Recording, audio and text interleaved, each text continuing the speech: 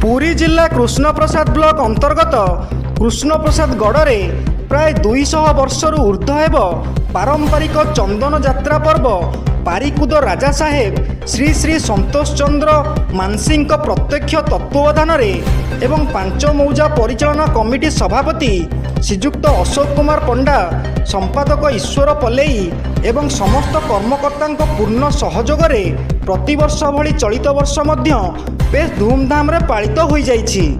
दधिवामन देवों सेवक श्री प्रसन्न कुमार पंडा, राज पुरोहित श्री कमलाकांत देवता, पंडित श्री नीलकंठ त्रिपाठी द्वारा यथा विधि पूजा अनुष्ठित करा जिबा परे ठाकुरंकर चाप खेल नीति अनुष्ठित होइतिला। एही पर्वर मुख्य विशेषत्व है दधिवामन देव ओ मदन मोहन देवंकर पवित्र चाप खेल नीति। 4 दिन धरी नाम संकीर्तन घंट घंटा वाद्यनाद हरिबोल हुलुहुली ध्वनि सह एक आध्यात्मिक परिवेश मध्यरे अनुष्ठित होइथाए एवं ओडिशार सुनामधन्य अपेरा पार्टी आसी यात्रा परिवेषण करिथांती। तत्सहित यह एक भाईचारार पर्व एवं भक्त और भगवान का अपूर्व मिलन और बंधु मिलनर अन्य एक रूप बोली कहा जाए।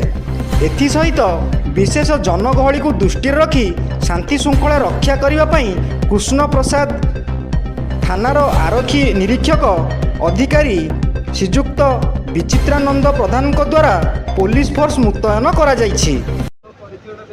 मो अशोक कुमार पंडा पांच मौजा परिचालना कमिटी सभापति।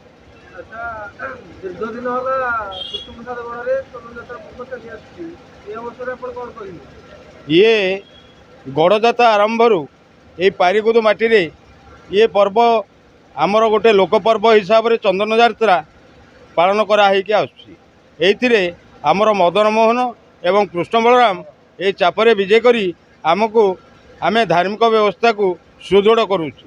जेहेतु अखी पूर्णिमा आम अखी तृतीय आमर ये पर्व आरंभ होउची। ये हूँ कृषि भित्तिक पर्व। आमर कृषक श्रेणी भाई मान ये गोटे उत्साह प्रेरणा जोगाऊँच एवं धार्मिक प्रेरणा जोगाऊँच एवं आमर भातृभावर प्रेरणा भी जोगाऊँच। मुझे कमल पुरोहित नाम समस्त सुपरिचित मोर गाँटी आ रजा पुरोहित हिसाब से मत 5 दिन ये कम तुले पड़ू।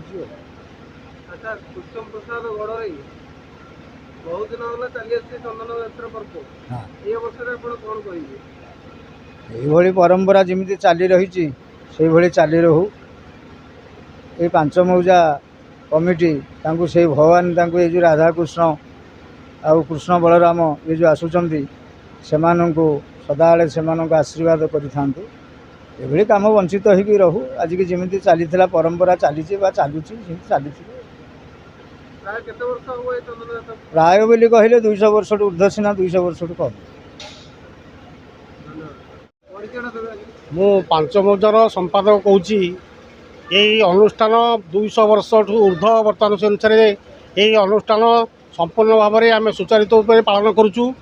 तेणुक ये कहवा कथा बर्तमान आम मदन मोहन आउ कृष्ण बलराम को लेकिन बर्तमान की अनुष्ठान यात्रा को आम आग को नौचु। सदाबले ये अनुष्ठान आम सदा सदृढ़ करने आम मनोवृत्ति अच्छी कि सदा रखू। Krishnaprasad Devendranath Dalai report G9 Odia.